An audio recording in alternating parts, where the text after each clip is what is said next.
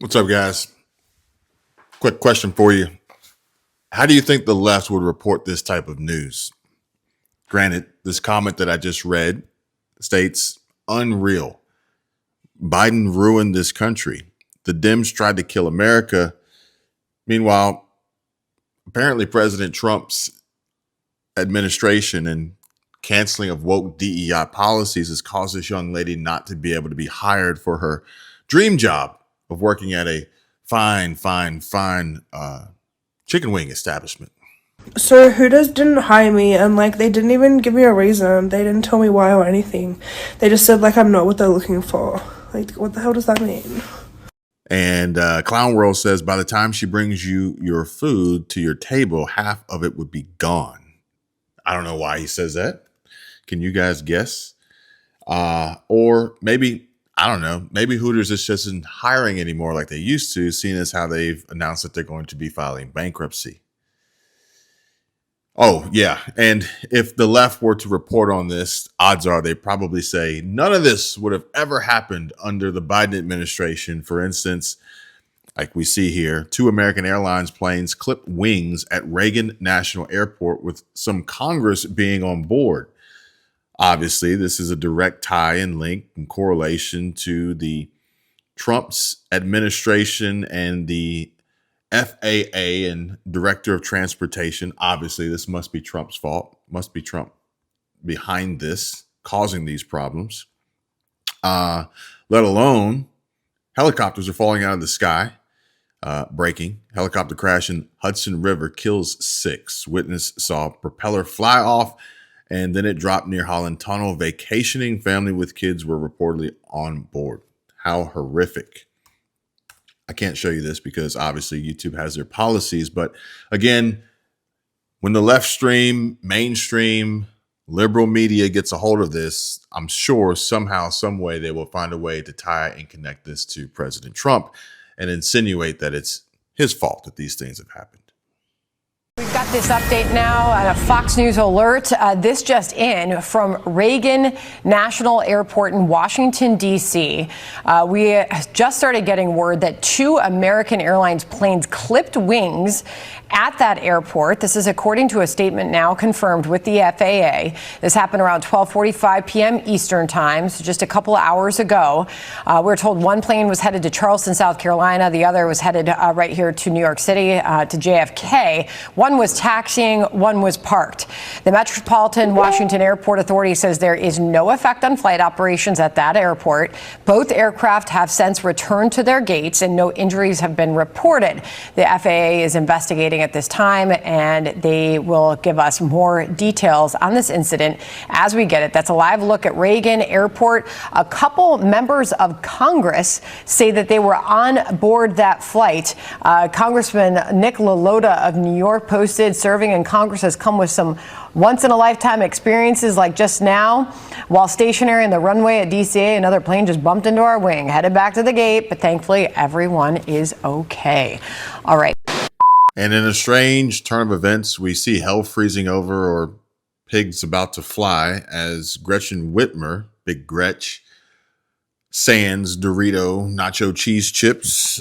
Here on a Benny Johnson post, Michigan Governor Gretchen Whitmer throws her support behind President Trump's tariffs.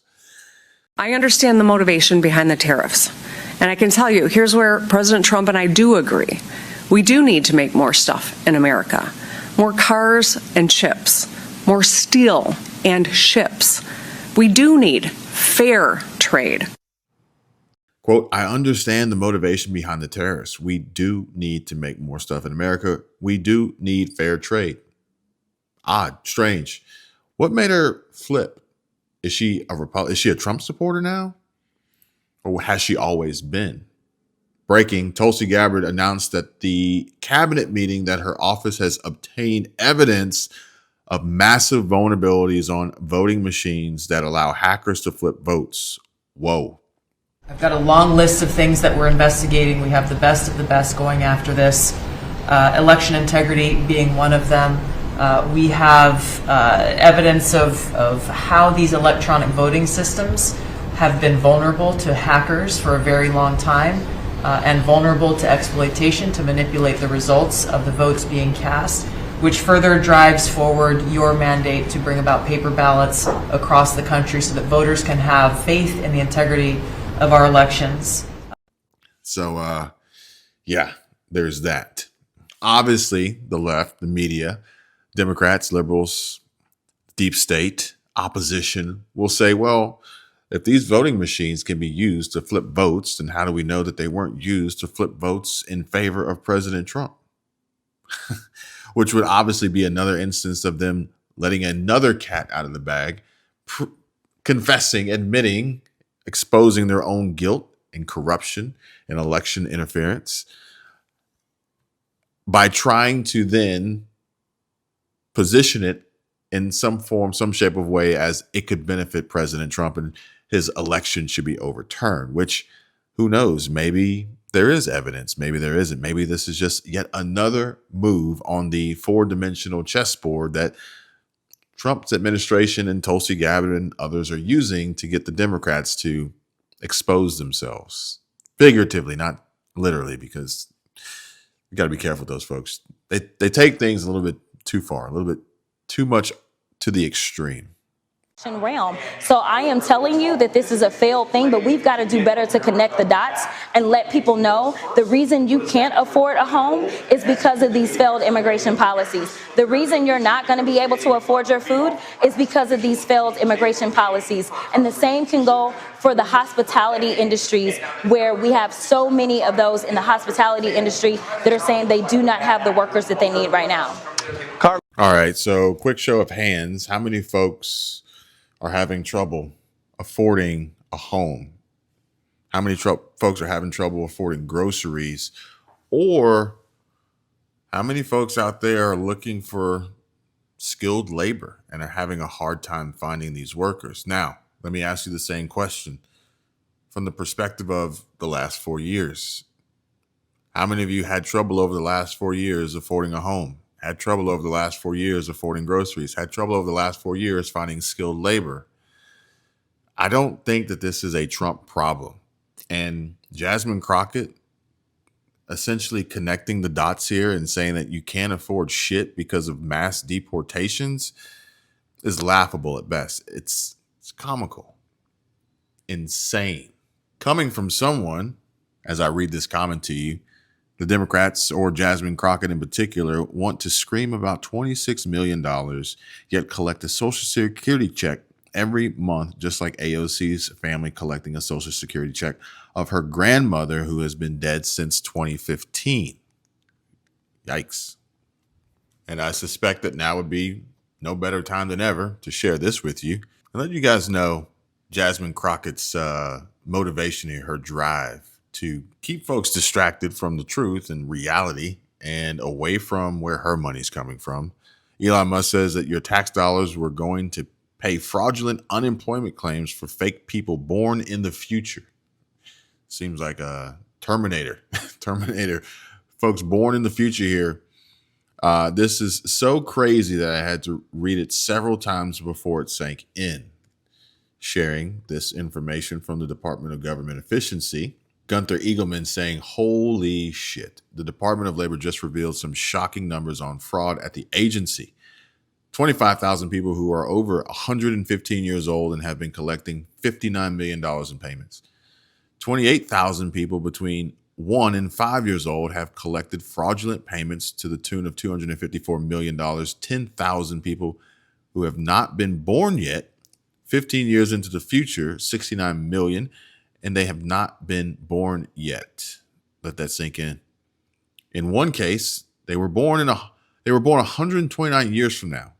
The United States government sent them $41,000. How many of you are waiting on money from the government, or better yet, would just like to receive some money from the government? Meanwhile, they're paying out to future beneficiaries. Maybe? Is this like some form of proactive policy and thinking strategy here? Then accountability matters. That's what we're recognizing. With our partners at the Department of Labor for Government Efficiency, just a few weeks ago, we realized there's about $4.4 billion in COVID funds that were not used that the state coffers were just holding on to. Out of that, we've returned $1.4 billion back to the state treasury, so essentially to the American people, and we'll go back and claw the rest of those billions of dollars back. And on the heels of that, late last night, we're understanding unemployment insurance fraud. That trust needs to be whole for the American people. When we need it for who deserves it. That's not what we're seeing. And the numbers that we saw last night, again, exposed by our partners at DOGE, at the Department of Labor. Since 2020, over $400 million of payments have gone out already. And when you hear these numbers, apparently in the United States, we have over almost 25,000 people who are over 115 years old who are collecting $59 million that we have sent out to people. Talk about fraudulent behavior. Mr. President, 28,000 people between 1 and 5 years old have collected fraudulent payments at the tune of $254 million has gone out. And lastly, 10,000 people who have not been born yet, 15 years into the future, $69 million, and they haven't even been born yet. In one case, they will be born 129 years from now. The United States government sent them $41,000, and they're not born yet. So, under the Department of Labor, those are the things that we're uncovering. I couldn't be more honored to tell the American people that we're bringing back their dollars and we're saving them and returning them to the United States Treasury. Also, jobs numbers. Last Friday, 228,000 new jobs were reported. That is good for the American people. That is my primary job, is to grow that workforce under your leadership. So we've kicked off the America at Work tour, and we'll be visiting all 50 states, and I'll be working with my colleagues here to do just that. So thank you, Mr. President. We're going to grow this economy.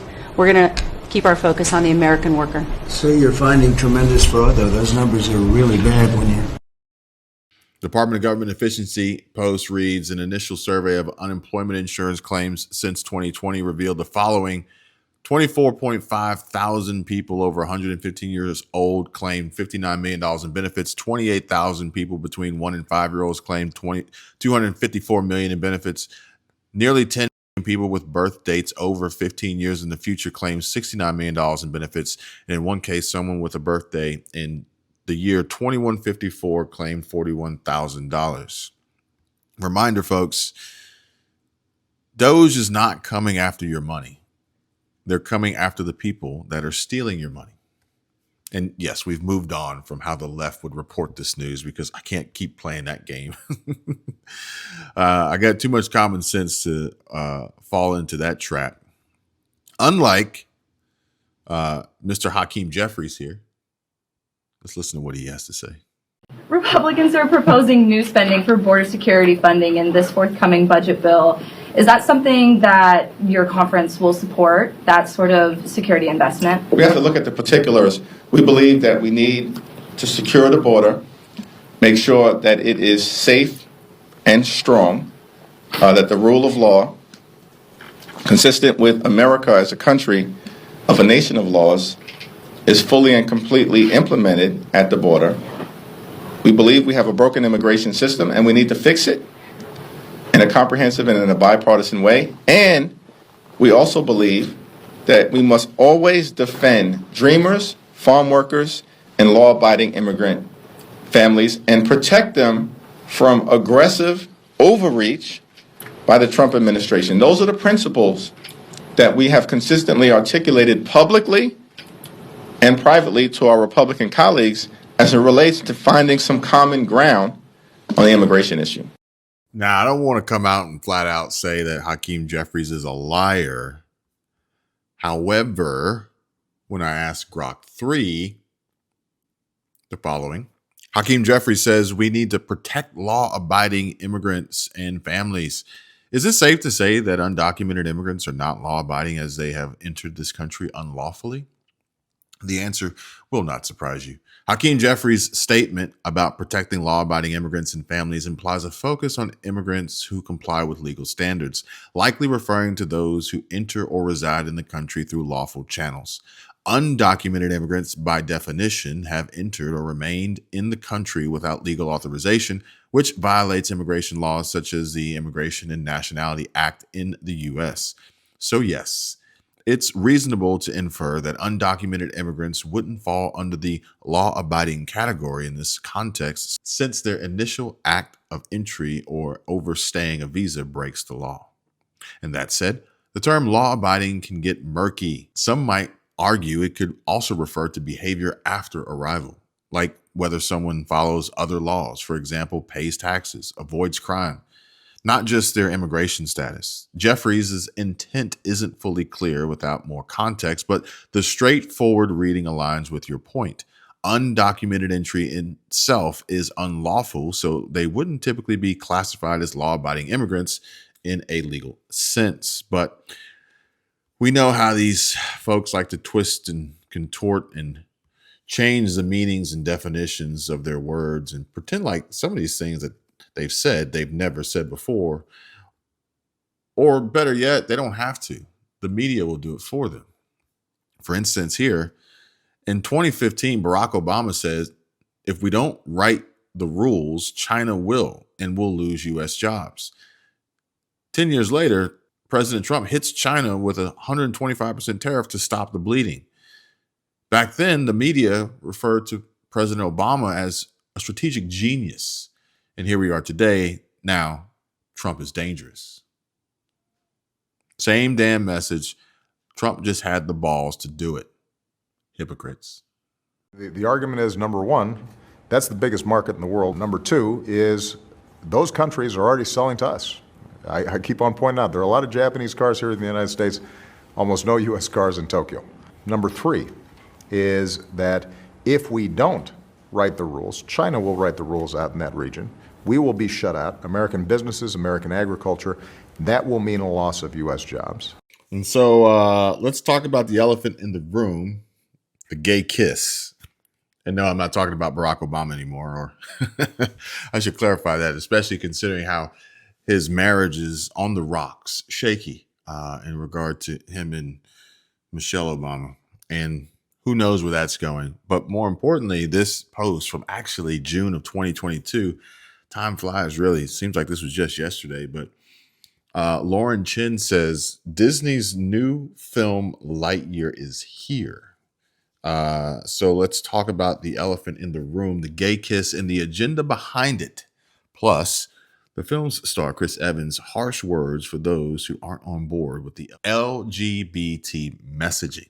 If you're expecting Tim Allen's version of Buzz Lightyear in this film, you're not going to get it. It's not just Buzz's voice that is different here. I would say he's just a totally different character. And then, of course, we're also introduced to a bunch of new characters in this film, including Socks, who I must say is just an adorable little piece of merchandising opportunity. And now, overall, when it comes to this movie, I would say that it is just fine in terms of entertainment. It's kind of funny. It's kind of heartfelt. It's pretty par for the course when it comes to Disney Pixar. Not their best, but certainly not their worst. Good dinosaur, I am looking at you. But really why I wanted to make this video and why I even saw this film in the first place as someone who was trying to swear off Disney entirely was to see how the kiss was handled. Because you see, months before this movie was even released, it was causing controversy because it was set to feature a gay, specifically lesbian kiss. And to anyone who might say that I'm overreacting, keep in mind that we know for a fact that Disney has put this in the film specifically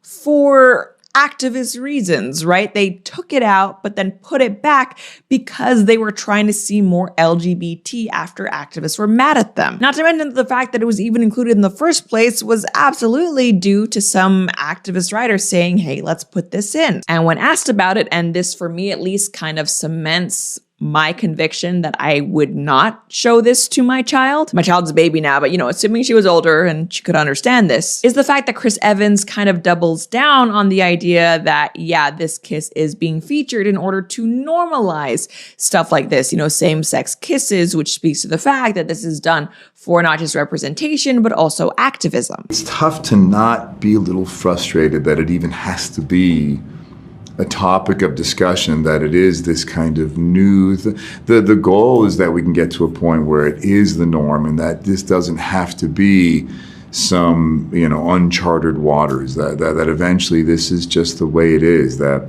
representation across the board is how we make films. And So you heard it right from Chris Evans, the star of this movie's mouth. The reason why the same-sex kiss is included and important is because we need to normalize it. And so we see here Disney refused to edit this same-sex kiss out of Lightyear. And as a result, the film was banned or canceled in at least 14 countries, which I hope by now you're asking yourself, Kevin, how the hell did we get here from where we started in this video? And I hope that this makes sense to you as I show you how. Eric Doherty says President Trump, he's hilarious in response to a reporter stating or asking the question of China is reducing the number of American films that can be shown there. What's your reaction? China retaliated today by reducing the number of American films that can be shown there. What's your reaction to them now targeting cultural exports from the United States? I think I've heard of worse things.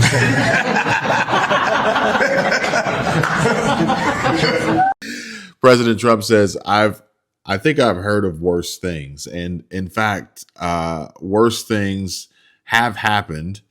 And this isn't anything new, including China in the 14 countries banning and canceling Lightyear, woke Disney Lightyear, and a number of other mostly Muslim majority nations. Money isn't everything, supposedly, to China. But don't blame this on Trump. Don't blame this on Trump. And in fact, President Trump says, I think I've heard of worse things. And here's two. How did that happen? The last 4 years were a disaster. Question. Do you agree that these are the two worst presidents in history? Let me know your thoughts down in the comment section. If you like the video, consider subscribing. Check out the links down below. I look forward to seeing you guys on the next video.